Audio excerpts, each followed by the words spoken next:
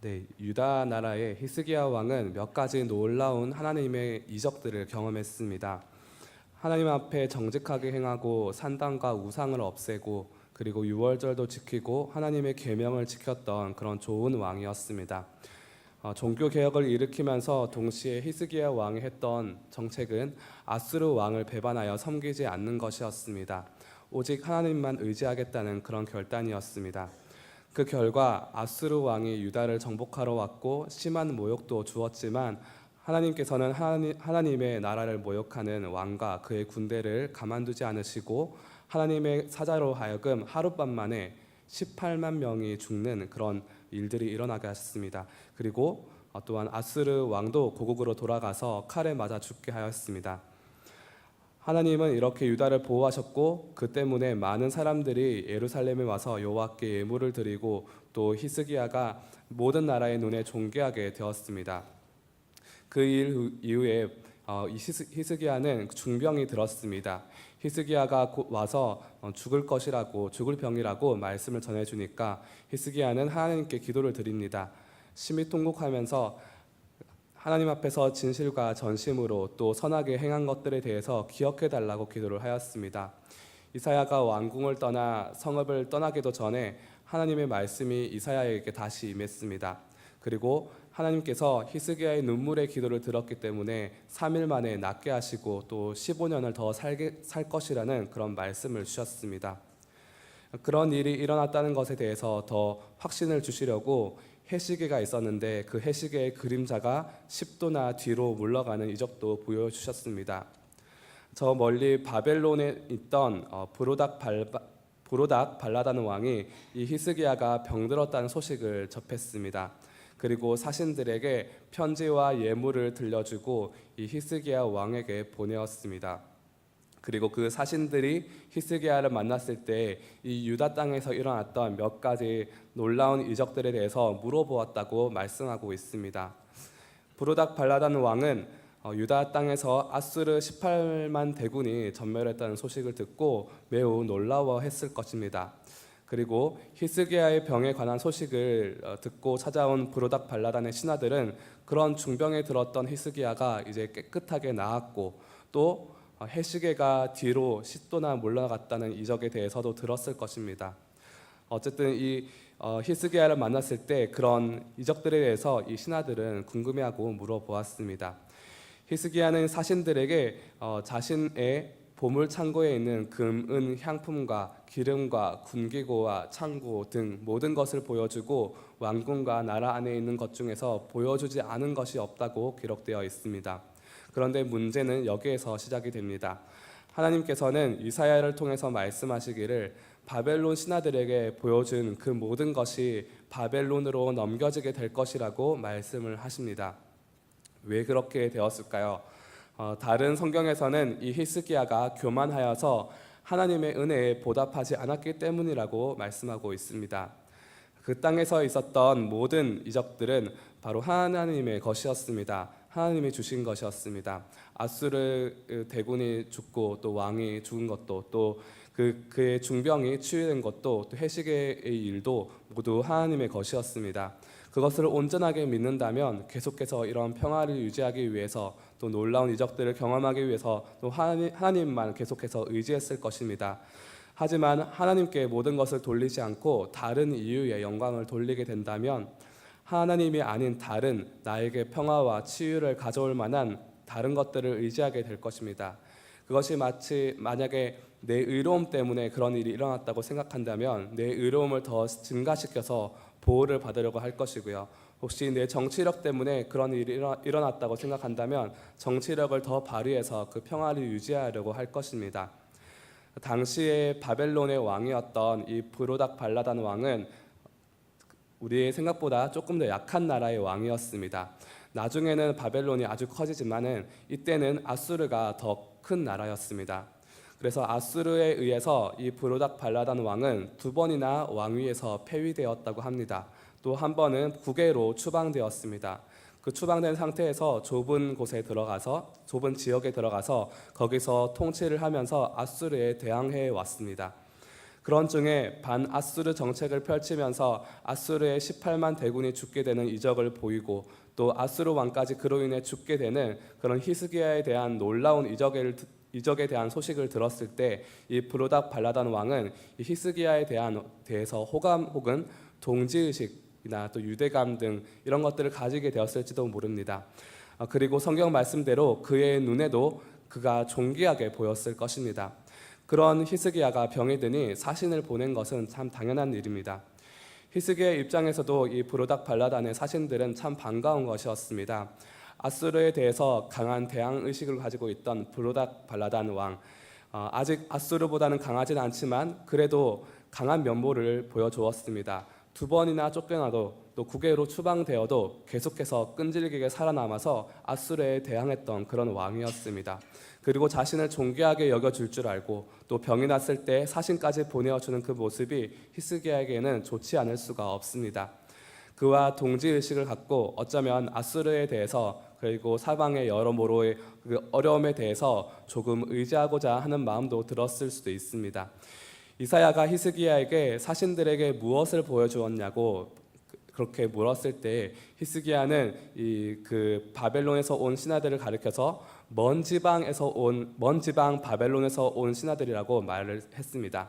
보통 동맹을 맺으려면 먼 곳에 있는 강한 나라와 동맹을 맺어야 합니다. 멀리 있으니까 우리의 땅을 호시탐탐 노리지도 못하고 또 필요할 때는 도움을 청할 수도 있기 때문입니다. 전혀 나의 땅에 해를 입힐 수 없는 나라, 먼 나라, 또 하지만은 나에게 대해서 호의를 가지고 있고 도와주려고 하고 때로는 동지의식까지 느낄 수 있는 그런 좋은 나라가 바로 바벨론이었습니다. 히스기야는 왠지 근심 어린 얼굴로 묻는 이사야에게 약간 이상한 낌새를 느끼면서도 먼 나라에서 온 사신들이기 때문에 걱정하지 않아도 된다고 그렇게 안심시키려는 듯합니다. 하지만 이사야에게 하신 하나님의 말씀은 그렇지가 않았습니다. 그 사신들에게 보여준 모든 것이 그 먼 나라 바벨론에게 모두 넘겨질 것이라고 하는 말씀이었습니다. 개혁을 하면서 그 당시 강대국인 아수르를 의지하지 않고 오직 하나님만 의지했을 때 하나님께서는 그에게 크나큰 승리, 온 세상 모든 나라들이 보고 존귀하게 여기게 해주는 그런 놀라운 일을 주셨는데 또 하나님께 기도할 때 15년이나 또 목숨을 연장시켜 주셨습니다. 그런데 이제는 하나님을 의지하는 마음보다 자신의 어떤 정치력을 이용해서 브로닥 발라단과 좋은 유대를 갖고 또 그것으로 평화를 유지하는 데 보탬이 되려고 했던 것입니다. 그가 가진 모든 것을 자랑하고 보여준다는 것은 그의 국력을 과시하는 것이기도 하면서 또한 신뢰의 표시이기도 했습니다. 사신들 그 나라의 유다의 놀라운 그 이적에 대한 소식들과 또한 국력을 보고 돌아가서 전하고 강하고 좋은 나라들끼리 또 좋은 관계를 맺어서 더 큰 나라 아수르에 대해서 대항하자는 것이었습니다. 물론 좋은 관계 자체는 나쁘진 않지만 하나님께서 하신 일에 대해서 하나님께 완전히 영광을 돌리지 않았기 때문에 계속해서 하나님만 오롯이 의지하기보다는 자신의 능력이나 또 국력과 또 정치력을 조금씩 이용하게 되었던 것입니다. 그리고 눈에 보이는 대상을 의지하고 그것으로 평화를 유지하려고 하였습니다. 하나님만 의지하고 강대국인 아수르를 배반하여서 놀라운 일을 경험했던 히스기야가 모든 나라의 눈에 존귀하게 된 후에는 하나님만 의지하지 않고 동지로 보였던 이 브로닥 발라단을 의지하고 자신의 정치력을 의지하게 되었습니다. 그것에 대해서 하나님께서는 즉각적으로 심판을 예언하십니다.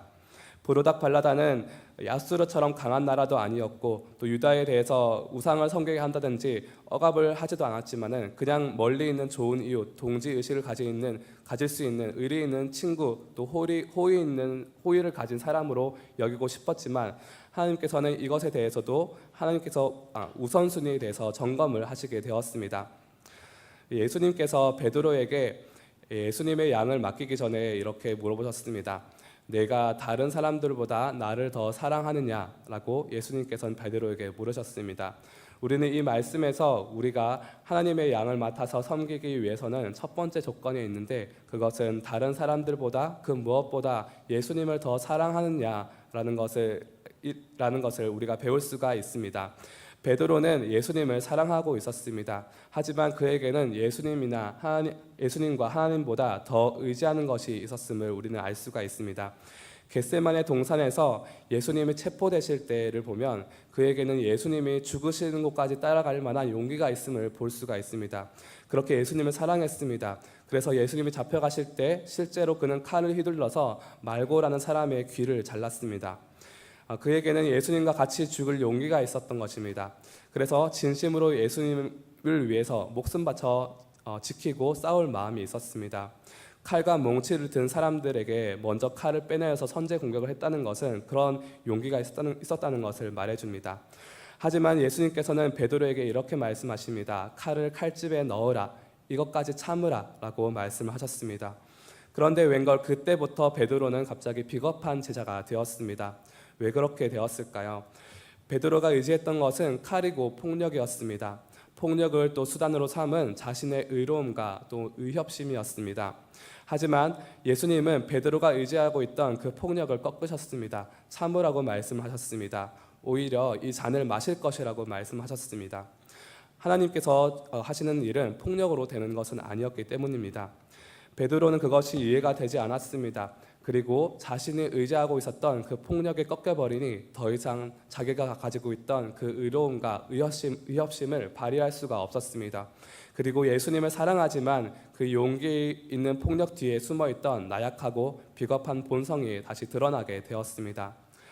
아수르처럼 강한 상대, 바리새인과 제사장들, 또 로마 군병, 예수님을 잡아가려는 그 사람에 대해서는 멋지게 상대하고 용기 있게 나아갈 수가 있었지만, 하지만 그 속에 그가 좋게 보고 의지하고 있던 이 브루닥 발라단과 같은 폭력과 의로움과 의협심에 대해서는 그것이 좋지 않다는 것을 눈치채지도 못하고 또 버리지도 못했습니다.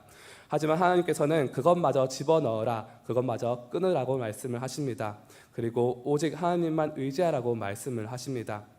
우리도 믿음의 싸움을 싸우면서 사단과의 전쟁에서 큰 싸움에 대해서 승리를 할 때가 있습니다. 또한 우리는 큰 구원을 얻었습니다. 이것은 분명히 하나님께서 주신 승리이고 놀라운 일이었습니다. 하지만 그 후에 찾아오는 브루닥 발라단, 하나님은 아니지만은 친근하고 의지하고 싶은 대상, 호의를 가지고 오는 대상이 있습니다. 그것은 외부의 대상일 수도 있고 또 베드로와 같은 내면의 어떤 힘일 수도 있습니다. 그것을 의지하면 더 강하게, 더 힘차게 강한 적을 대적할 수가 있을 것 같습니다. 하지만 그것이 하나님을 온전히 의지하는 마음에서 나오는 것이 아니라면, 또는 하나님을 온전히 사랑하는 마음에서 오는 것이 아니라면, 그것은 예수님보다 더 사랑하는 대상이 되거나 혹은 하나님보다 더 의지하는 대상, 바로 브루닥 발라단이 될 수가 있습니다. 내 마음속에 있는 브루닥 발라단은 무엇일까요? 또 오늘 하나님께서 그것을 도려내 주시고 또 끊어주시고 또 하나님만 온전하게 의뢰하는 그런 마음으로 우리 가운데 채워주시기를 바랍니다. 아멘. 함께 기도하겠습니다. 하나님 아버지 감사합니다. 오늘 하루도 살아갈 수 있음이 하나님의 은혜인 줄로 믿습니다. 오늘 하루 동안 하나님만 의지하기를 원하오니 우리의 마음과 우리의 생각과 우리의 모든 것들을 인도하여 주시옵소서. 예수님의 이름으로 기도합니다. 아멘. 오늘은 찬양대의 날입니다. 우리 교회 찬양